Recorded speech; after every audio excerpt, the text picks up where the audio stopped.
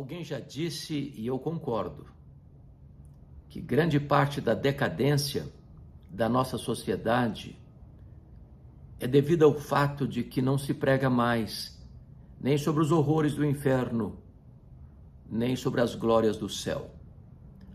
As pessoas estão acostumadas demais com a terra, construindo seus monumentos aqui, pensando que aqui é a sua casa permanente, mas não é.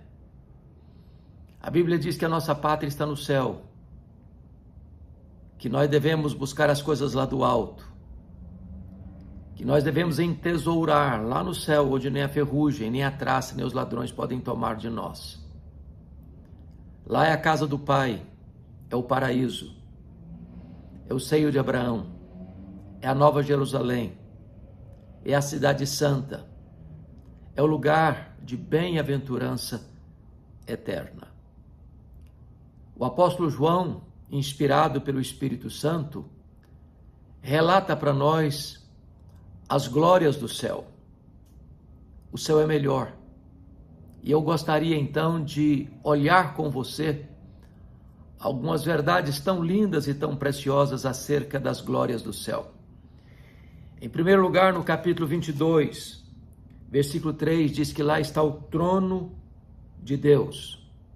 Dali emana toda a ordem, todo o comando, todo o controle do próprio universo. A palavra trono aparece 67 vezes no Novo Testamento. Só em Apocalipse aparece 47 vezes. Dessas 47 vezes que a palavra trono aparece, 44 vezes o trono está no céu. Os céus comandam a terra.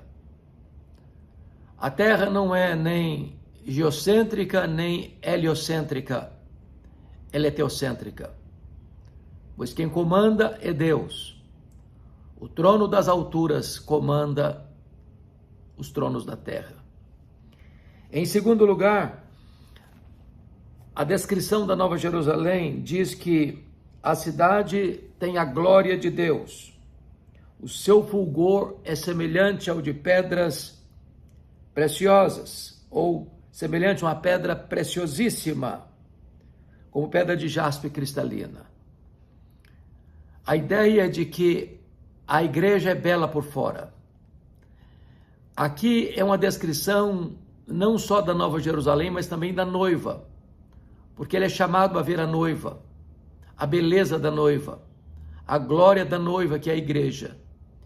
E ao mesmo tempo esta igreja é retratada pela Nova Jerusalém, cuja beleza é tão extraordinária que ele não encontra uma outra figura melhor do que compará-la com a pedra de jaspe cristalina. Este é o fulgor da igreja. Em outras palavras, da igreja triunfante. E João aqui está nos ensinando que a igreja que seremos deve ensinar a igreja que somos.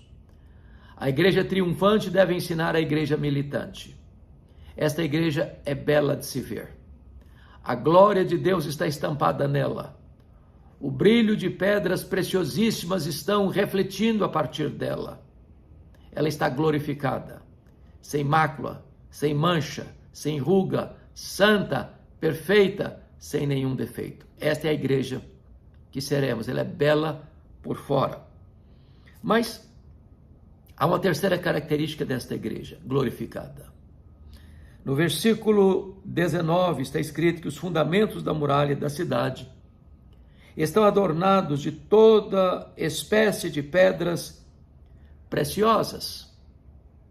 E ele vai elencar aqui 12 qualidades de pedras preciosas. E eu vou citar para você: jaspe, safira, calcedônia, esmeralda, sardônio, sárdio, crisólito, berilo, topázio, crisópraso, jacinto e ametista. O que é curioso é que estas pedras estão no fundamento. Pedras nobilíssimas, preciosíssimas, caríssimas, raríssimas, estão no fundamento. Em outras palavras, Esta igreja não é apenas bela por fora, ela é também bela por dentro. Jamais a engenharia civil usou pedras preciosas para colocá-las no fundamento. Isso retrata para nós que esta igreja não tem apenas aparência de beleza, de fato ela é bela. Não só por fora, mas também por dentro.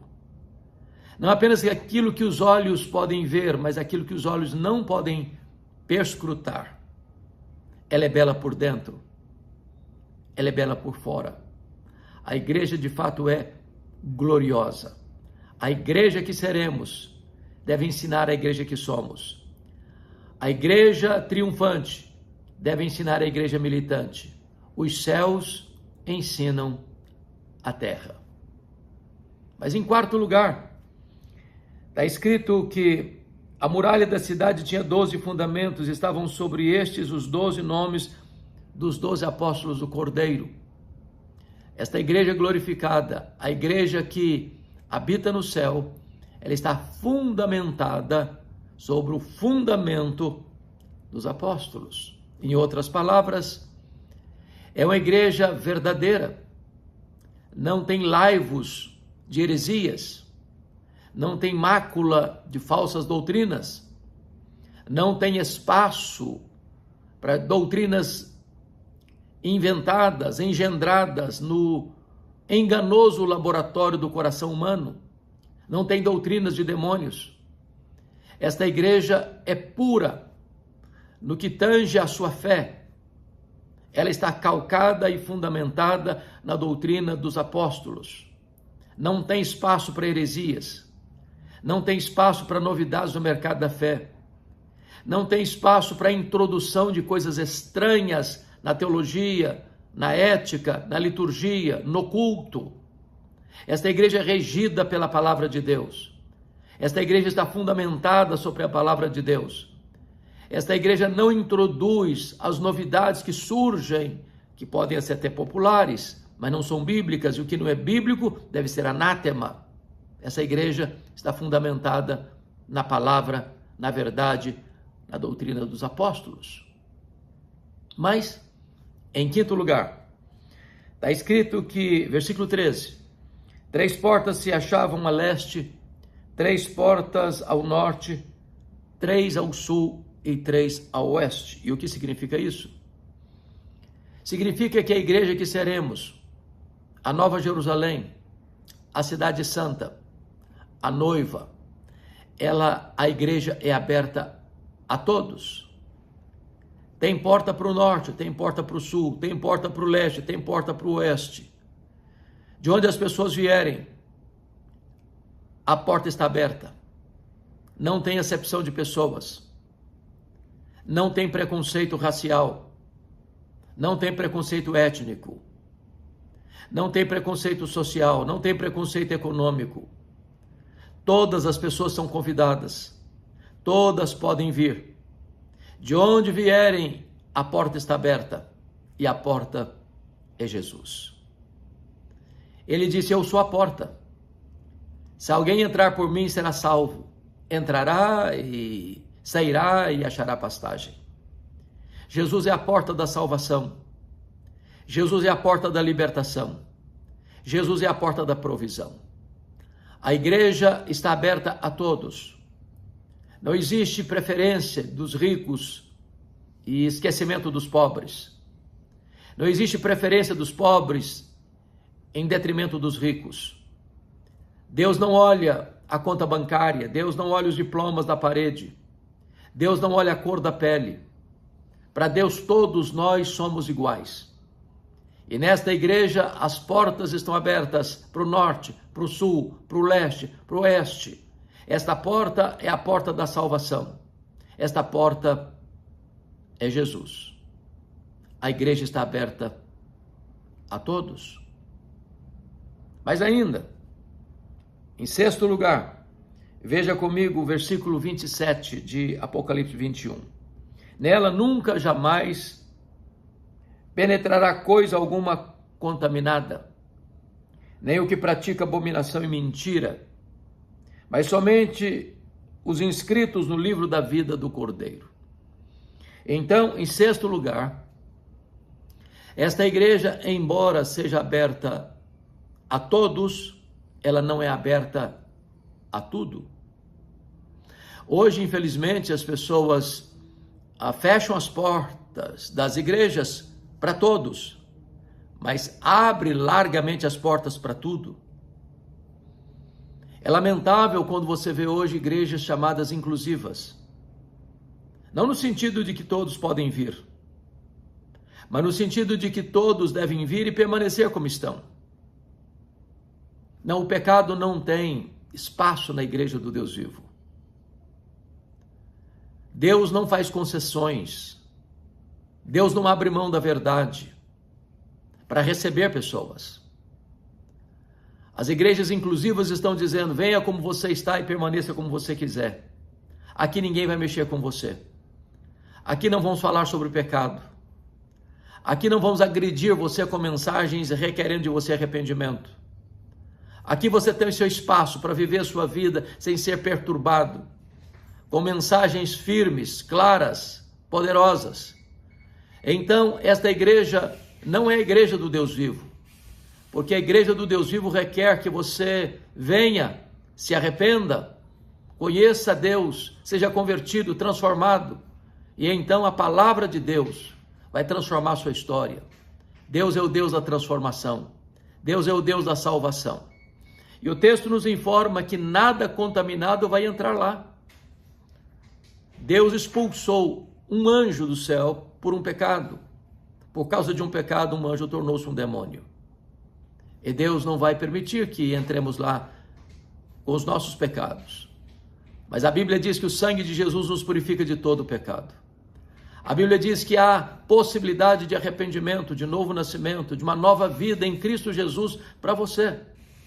Então esta igreja é aberta a todos, mas não é aberta a tudo. E você pode encontrar em Jesus salvação, perdão, restauração, vida eterna. Somente os inscritos no livro da vida vão entrar pelos portais da Nova Jerusalém. Somente aqueles que nasceram de novo vão viver para sempre com o Senhor, contemplando a sua face, servindo-o e glorificando-o. Para que você tenha seu nome escrito no livro da vida, não é nada que você possa fazer. A salvação não é pelas obras, a salvação não é pelo mérito, a salvação não é pela religiosidade, pelos predicados morais. Nenhum rito religioso pode dar a você a vida eterna. A salvação é uma obra da graça, somente pela graça. Quando você crê no Senhor Jesus, seus pecados são perdoados. Deus lhe dá um novo coração, uma nova mente, uma nova vida, uma nova família, uma nova pátria, uma nova herança. Você se torna nova criatura. Você se torna cidadão do céu. Mas ainda, há uma sétima verdade nesse texto. A Nova Jerusalém, versículo de número 16. A cidade é quadrangular, de comprimento e largura iguais. E mediu a cidade, a vara, até 12.000 estádios. O seu comprimento, largura e altura são iguais. É claro que não existe nenhuma cidade no mundo que tenha esta configuração. Para você ter uma ideia, essa cidade é como se você pegasse de São Paulo a Aracaju. Nenhuma cidade no mundo tem essa proporção. Comprimento, largura, altura iguais. E o que significa isso? Significa que nessa cidade não tem um bairro de classe A e um bairro de classe D. Lá não existe acepção de pessoas. Lá nós seremos um só povo, uma só família, um só rebanho, uma só igreja. Todos nós estaremos lá na presença de Deus, desfrutando da glória de Deus. Contemplaremos a face de Cristo. Lá nós estaremos no desfrute daquilo que nenhum ouro pode comprar, nenhuma riqueza pode adquirir, nenhum heroísmo humano pode conquistar. A salvação é uma oferta da graça. É uma dádiva gratuita de Deus. E você pode tomar posse desta vida eterna no momento em que você crê no Senhor Jesus. No momento em que você é transformado pelo poder do Espírito Santo. Esta obra não é humana. Esta obra é divina. Você não constrói a sua própria salvação. Ela é dada a você gratuitamente. Você não a recebe por meio de sacrifícios humanos ou rituais religiosos. Você a recebe pela fé em Cristo Jesus. Então, todos nós estaremos lá, porque a cidade é quadrangular. Não tem uma parte mais importante, outra menos importante, uma mais rica, outra mais pobre, uma mais elevada, outra menos elevada. Não, toda a cidade é igual. Nessa cidade, ainda pela proporção dela, quer dizer, tem espaço para todos. Há espaço para você. E a única condição que Deus requer para você entrar nessa cidade santa é arrepender-se dos seus pecados, crer no Senhor Jesus, ser uma nova criatura, nascer de novo, ser convertido a Cristo, ter seu nome escrito no livro da vida do Cordeiro. Mas ainda, há uma outra lição que eu passo a destacar. Versículo 18, está escrito: a estrutura da muralha é de jaspe. Também a cidade é de ouro puro, semelhante a vidro límpido. Em outras palavras, a Nova Jerusalém, diferentemente das cidades contemporâneas, das cidades que os homens edificaram com as suas mãos, tudo é limpo, tudo é límpido, tudo é transparente. Não há gavetas secretas, não há arquivos secretos, não há nada debaixo do tapete, não há nada contaminado. A cidade toda é como vidro límpido, como ouro puro. Em outras palavras, não há nada a ser escondido, nada contaminado entrará lá. Esta é a Nova Jerusalém, esta é a cidade santa. Esta é a igreja que seremos, esta é a igreja do céu, esta é a igreja glorificada, esta é a igreja triunfante, esta é a igreja que deve ensinar a terra, porque os céus ensinam a terra. Mas ainda uma nona lição nesse texto que eu gostaria de repartir com você. Versículo 22. Nela não vi santuário, porque o seu santuário é o Senhor, o Deus Todo-Poderoso e o Cordeiro. Aqui na terra nós construímos santuários. Aqui nós temos templos. Aqui nós construímos um ambiente favorável para adoração. Aqui nós temos lugares que nós chamamos de sagrados, porque ao construirmos esses edifícios, esses templos, nós os consagramos exclusivamente para adoração e ao culto ao Deus Todo-Poderoso. Mas lá no céu não precisa de santuário, porque o próprio Deus será o nosso santuário. Todo o universo restaurado por Deus, na segunda vinda de Cristo, vai ser o nosso santuário, porque Deus estará tomando conta de todo esse espaço. Ele é onipresente, Ele está em toda parte, nós habitaremos nele, Ele habitará conosco, nós viveremos nele e Ele viverá em nós. Então nós teremos a bênção e a oportunidade e o privilégio de desfrutar desta glória bendita de comunhão plena com o Senhor, sem qualquer espaço que possa ser: esse aqui é profano, aquele ali é sagrado. Tudo estará vazado pelo sagrado, tudo estará vazado pela glória de Deus, pela presença de Deus, pela beleza de Deus, pela santidade de Deus. Que maravilha é compreender que o céu é a nossa pátria. O céu é o nosso lar. O céu é a casa do Pai. E nós estaremos com Ele para sempre e sempre e sempre. Mas eu quero agora concluir levando você para o último ponto. 10º ponto, está escrito no capítulo 22, versículo 5. Então já não haverá noite, nem precisam eles de luz de candeia, nem da luz do sol, porque o Senhor Deus brilhará sobre eles e reinarão pelos séculos dos séculos. A cidade santa é a cidade da luz. Hoje, no mundo aqui, nós batizamos a cidade de Paris como a cidade de luz, não pela sua iluminação, mas pelos corifeus da filosofia que lá viveram e elaboraram. Não, mas Paris não é a cidade verdadeira da luz. A cidade verdadeira da luz é a Nova Jerusalém. Lá não tem trevas, lá não tem escuridão, lá não tem sujeira, lá não tem corrupção, lá não tem violência, lá não tem maldade, lá não tem pecado, nada contaminado entrará lá, mas nós estaremos lá e reinaremos com o Senhor Jesus para sempre e sempre e sempre. Ele não apenas nos levará para o céu, ele nos levará para o trono. E nós nos assentaremos com ele, e nós reinaremos com ele pela eternidade toda. Enquanto Deus for Deus, e o será por toda a eternidade, nós estaremos com ele, e nós reinaremos com ele. Esta é a Nova Jerusalém, esta é a Cidade Santa, esta é a noiva do Cordeiro, esta é a nossa pátria, este é o nosso lar, é a casa do Pai, é o paraíso, é o seio de Abraão, é o céu, é o lugar e o estado de bem-aventurança eterna. Que Deus abençoe sua vida, que Deus abençoe seu coração, e eu espero que esta mensagem tenha edificado a sua vida e a sua família.